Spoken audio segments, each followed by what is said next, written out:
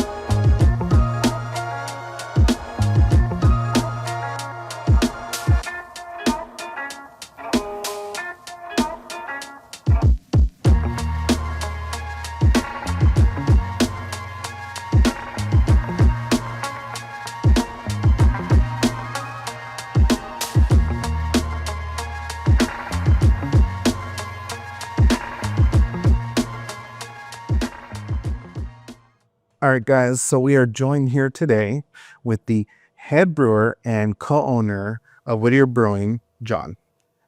Thank you for having us out here. Of course. This place, I've actually been here a few times, but it's been a while. Mhm. And, just quickly, the little tour that we had, it has changed a lot. Yeah. You guys have been doing some awesome changes, especially to the beer garden and stuff like that. When did you guys first move out here?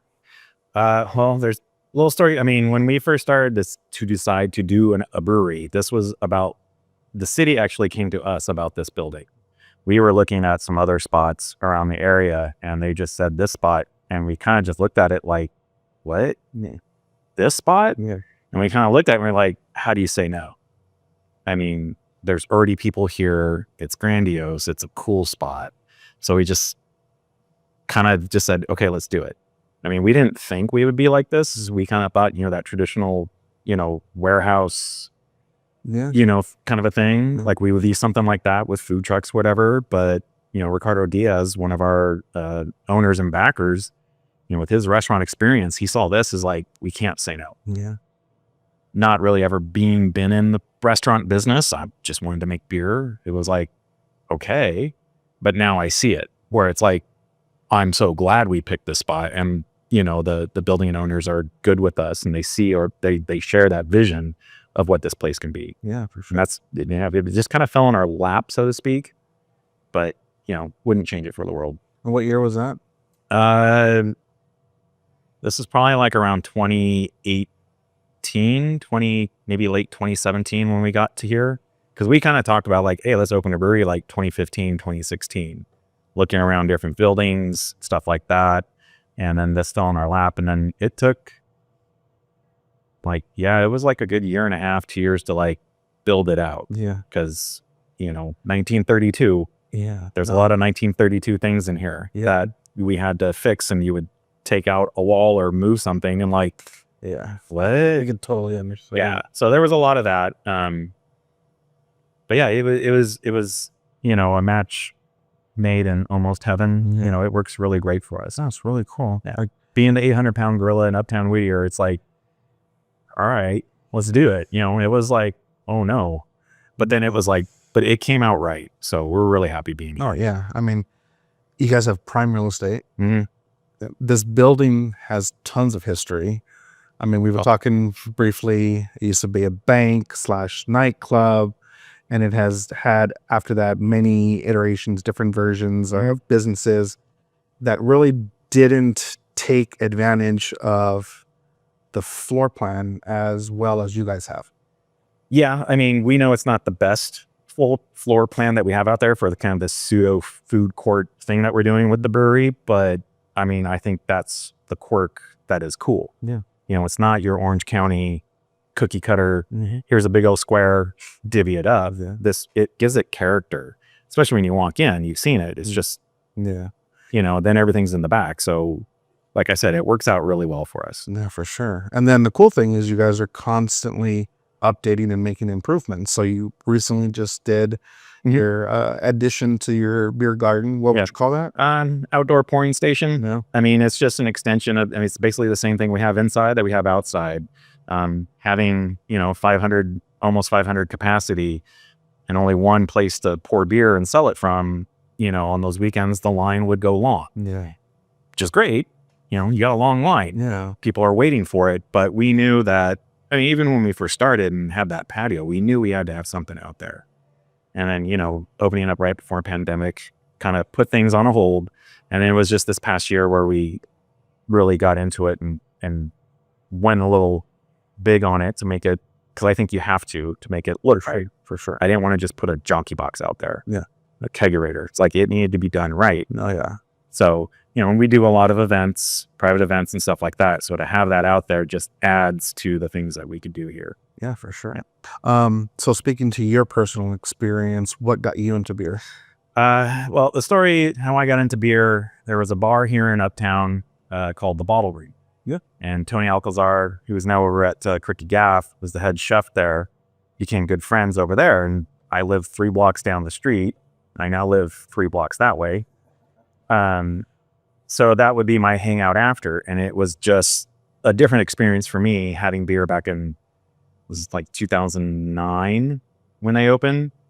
I was there 3 weeks after they opened. Some friends told me to come by and check it out. And I was just like, I mean, to this day, Moose Drool was the first beer I had there. And I was like, I just remember wait, what, this is beer? Yeah.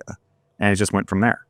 It became my, after work, and friends would hang out, and the people that were there created a really cool culture of, it wasn't just the bar. It was like your home away from home, your third place. And I just kept going there, and they would have brewers would come and do tap takeovers, and you start talking to them, the same question you just asked me. How'd you do this? Yeah. And they usually just say, well, we started homebrewing. And I was like, oh, that's so cool. One day I'm walking around Whole Foods, and they have the Brooklyn Beer 1 gallon homebrew kit. Yeah. And that's where it started. I made the worst brown sour. Should have been just a regular brown, but it was a brown vinegar sour. It was horrible, but that got me hooked to where, okay, let's go get some 5 gallon buckets. Let's go to the homebrew shop. And then it was homebrewed with a couple friends for about 6-7 years. Mm-hmm. And then met Ricardo, because other friends, Tony was the one that kind of introduced and said, like, hey, he's thinking about doing something like that. You should talk. And we started talking, started having beer, showing what we're doing. And here we are. He believed in the beer that we were doing at home. Yeah. And here I am. Well, that's awesome. I mean, it's there's more to the story, but I mean, like the gist of it is just homebrewed. Yeah. And lucky to find someone like Ricardo who was willing to like take that chance with me and grow something like this. Yeah. When it comes to your beer, how involved are you with coming up with the flavors, the style, the names? As making the beer, that's 100% me. Yeah. I mean, recipes and all that is me. I do have an assistant that helps with, I don't want to call it the mundane stuff, but it's the cleaning. I mean, that's 90% of what we do. So he's been doing that. Names, whatever songs on the radio. I mean, you look for some styles, and then try to find a lyric that kind of fits that. Sometimes there's nothing in my head for a name. And so the group text goes out to staff and go, give me a name. Yeah.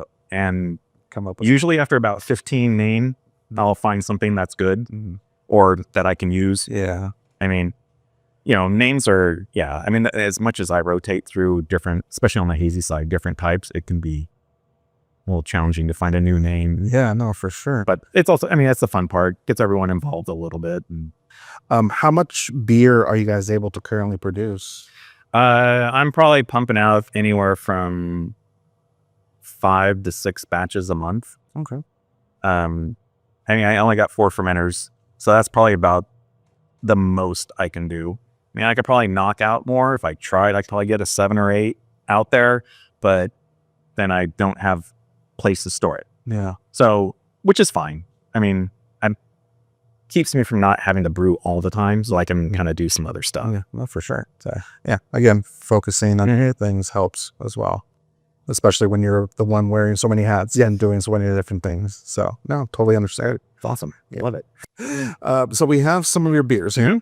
Are these are your personal picks, right? These are my personal picks. Yeah. All right. So the first one we have here. First one we have is our Thunderbolts and Lightning. It's our Czech Pale Lager. Always like that style. Has a little more bite to it. A little more malt character than just a German Pils and stuff like that. Yeah. Always one of my favorite beers. So kind of really delved into the ingredients of it, and came out the first time I made it, came out really nice. Yeah. So I'm super proud that first time making a beer brand new. Yeah, that I Came out exactly like what I was thinking. So I was like, oh, sweet. I don't have to like go back and look at the recipe and try to figure out what did I do wrong. No, that's perfect. So yeah. Cheers.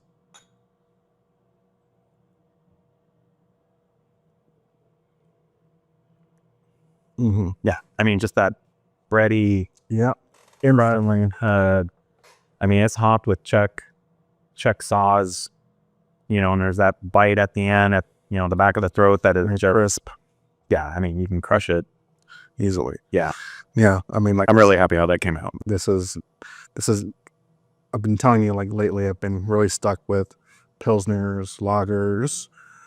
I've always been easy, but lately, for some reason, this year in particular, I don't know if it's especially this heat that we've had, this heat wave that we recently had also, where it's just like these lighter, crisper beers just like quench that thirst. Yeah, I mean, with the light body, the dark beer with all that residual sugar, and it can fill you up and kind of stick with you a little bit. So yeah, the light crispy ones, crispy boys, are with what the brewers go for, and it's like, I understand why. Yeah, no, for sure.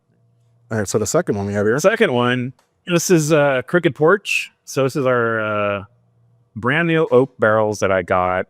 A light char. It's American oak. Kind of a French style Brett yeast fermented with that. Put it in the barrel with the finishing Brett, another Brett finishing yeast that you kind of usually use for like bottle conditioning. And then that sat for a year in the barrel. And it's one of those things where, you aren't supposed to look in the barrel. Yeah. I was like, no, every few months I had to check. And as when I first saw the pellicle growth go, I did a little happy dance because it was doing what it was supposed to be doing. I was so afraid that it was going to sit there and turn into another brown sour from, that I made. But it came out really nice. And this is, like I said, it harkens back to our days at the ballroom from Logs and Saison Bretta. That was just one of those beers that you go, wait, what is this? How? Yeah, this is pretty complex. Mm-hmm. I mean, you get a sour aromatic, but it's not really sour. There is a lot of oak flavor. Mm-hmm. Followed by, a little vanilla tannin from the light char oak. Super smooth. Yeah, I mean, the little pear finish, from the Brett yeast, bubblegum. It's surprising how many different flavors on these things are just going throughout as you're just letting it sit on your tongue. Mm-hmm. Yeah, this one's crazy. This one is like, I was so happy it came out because right after I got this in keg, I had another version of it that I put right back in the barrel. So all the goodies are still in that barrel, the wood barrel, and the new beer right on top of that with another pitch of yeast to kind of get it souring and funky again. Yeah, so, and this is awesome. All right, and then our last one, our flagship IPA, Greenleaf IPA. We're on the corner of Greenleaf in Philadelphia. You saw, there were Philadelphia Pale and a Greenleaf IPA. Super classic. Simcoe and Citra are the finishing hops. Warrior for bittering. You can find this beer anywhere around here. This is West Coast IPA. It's what we liked a long time. We were big hopheads, and still are. But like you said, the crispy boys are a little easier drinking. But this is just kind of like what I think an IPA kind of is out here these days. So.